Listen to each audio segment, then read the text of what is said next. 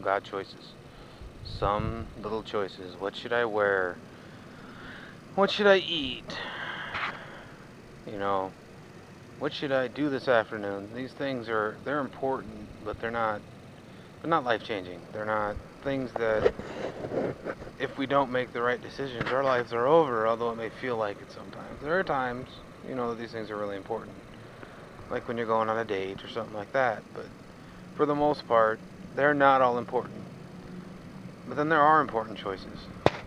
There's the choices of how I'm going to act, how I'm going to treat somebody, how I'm going to respond to a situation.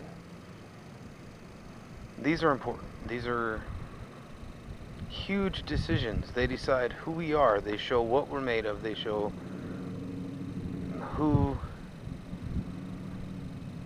and what is important to us. Oftentimes we don't think about that. We respond on the spur of the moment. We respond how our feelings dictate. And we spend a lot of time apologizing because we say things, we do things that we're sorry for. The hardest thing in life, some people think it's deciding whether to move out of the house or deciding whether or not we're going to have kids. I mean, those are hard choices to make, really, when it comes down to it. Sometimes we may not be given those choices. We're made to do those things whether we want to or not. But the hardest choices, the absolute hardest choice in this life, is deciding who we are, deciding what we're made of, deciding how we really want to respond to situations.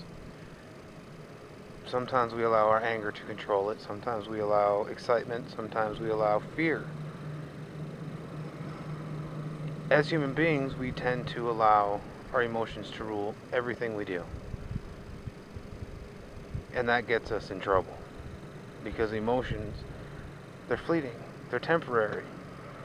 But the consequences of responding to those emotions, it can be deep-seated. They can last forever. So then I gotta ask myself with anything I do, what's the consequences? What is the possible outcomes of what I'm gonna do? If somebody comes up and picks a fight with me, and I decide to cold cock him, put him on the ground, and, respond in kind, what's the long-term consequences? Yeah, he's not likely gonna come back and do it again. But I'm gonna feel bad. I'm gonna feel guilty, and people are gonna look at me. They're going to become frightened. But if I do nothing, if I just ignore him, he may assault me. He may trash me in one way or another. And that has its own consequences that are long-standing. A loss of respect from my peers. A loss of respect for myself. But there's another choice. Using your intellect, using your mind, figuring out what it is that's really got this person responding like they're responding. Putting myself in their shoes. The temptation to deal with situations like that with violence is very strong. I'm a relatively large guy, and how I've grown up, there's been many situations where I've had to, in my mind, use physical motivation to keep people at bay and to keep myself safe. But in most situations, it's not necessary. It's easy. It's really easy.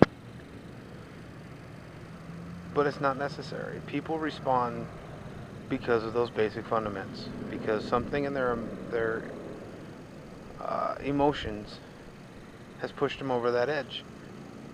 Some people respond that way because they've been drinking. But it's still because there's an emotional trigger. Something hit their feelings. If it was either being ignored, which brings on a feeling of rejection, some people respond to that in violence. Some people are, in their own way, nuts.